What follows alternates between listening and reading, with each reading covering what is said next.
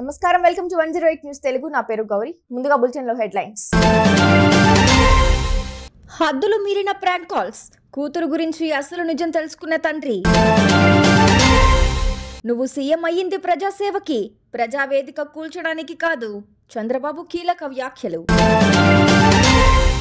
రాష్ట్రంలోని 13,326 గ్రామ పంచాయతీల్లో ఉపాధి హామీ పిఠాపురాన్ని హైటెక్ సిటీగా మారుస్తా పవన్ సంచలన నిర్ణయం స్టాక్ మార్కెట్లో సంచలనాలు పెట్టుబడిదారుల పరిస్థితి అధోగతి రోజురోజుకు ఆన్లైన్ మోసగాళ్ల ఆటలకు హద్దు ఆపు లేకుండా పోతోంది. పలానా బ్యాంకు నుండి లేదా పలానా కంపెనీ నుండి కాల్ చేస్తున్నామంటూ ప్రజలకు కాల్ చేసి వారిని ఇబ్బంది పెట్టిన వార్తలను మనం రోజు చూస్తూనే ఉన్నాం. తాజాగా అలాంటి వార్తే మళ్లీ జరిగింది. కాకపోతే ఈసారి కాస్త హద్దుమీరి ప్రవర్తించారు సైబర్ మోసగాళ్లు. మెంట్రాజుపల్లి నివాసికి సైబర్ నేరగాళ్ల బెదిరింపు ఫోన్ కాల్ చేసి కొంచెం హద్దులు మీరి ప్రవర్తించారు. తన కూతురు డ్రగ్స్తో పట్టుబడిందని ఫోన్లో చెప్పి ఆ కుటుంబాన్ని భయభ్రాంతులకు గురిచేశారు. మెంట్రాజుపల్లికి చెందిన మోహన్ అనే మధ్యతరగతి కుటుంబ పెద్దకు ఈరోజు ఉదయం గుర్తు తెలియని వ్యక్తులు కాల్ చేసి తన కూతురు గురించి ఇలా చెప్పడంతో గుండెల్లో రాయి పడినంత పనైందని చెప్తూ వాపోయాడు. ముఖ్యమంత్రి రేవంత్ రెడ్డిని ట్యాగ్ చేస్తూ ఈ వీడియోని సోషల్ మీడియాలో మోహన్ పోస్ట్ చేశాడు.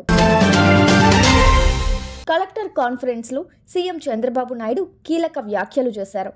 ఎవరూ పని చేయకపోయినా చర్యలు తప్పవని స్పష్టం చేశారు. సోమవారం వెలగపూడి రాష్ట్ర సచివాలయంలో నిర్వహించిన కలెక్టర్ కాన్ఫరెన్స్లో CM Chandrababu Naidu, deputy CM Pawan Kalyan, మంత్రులు పాల్గొన్నారు. ఈ సందర్భంగా చంద్రబాబు మాట్లాడుతూ లక్ష్యాలకు అనుగుణంగా ముందుకెళ్లాలని అధికారులకు సూచించారు. ఈ కాన్ఫరెన్స్ చరిత్ర తిరగ రాయబోతోందని చెప్పారు. ప్రజావేదికలో కలెక్టర్ల సదస్సు పెట్టి ఆనాటి సీఎం జగన్మోహన్ రెడ్డి ప్రజావేదిక కూలగొట్టేశారు. విధ్వంసం సృష్టించారు. గత 5 ఏళ్ల కాలంలో విధ్వంసంతో పాటు పనిచేసే అధికారులను పక్కన పెట్టారు. బ్లాక్మెయిల్ చేశారని చంద్రబాబు అన్నారు.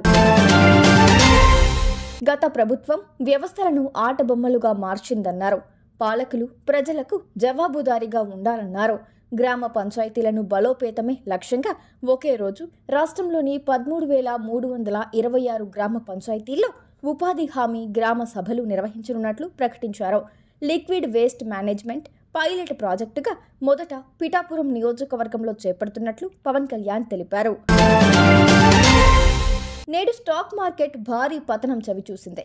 నిఫ్టీ 50, సెన్సెక్స్ వంటి బెంచ్ మార్క్ ఇండెక్స్ 3% పైగా తీవ్ర కరెక్షన్ చవి చూడటంతో ప్రపంచ ఈక్విటీ మార్కెట్ మాంద్యం సోమవారం భారత్కు విస్తరించింది.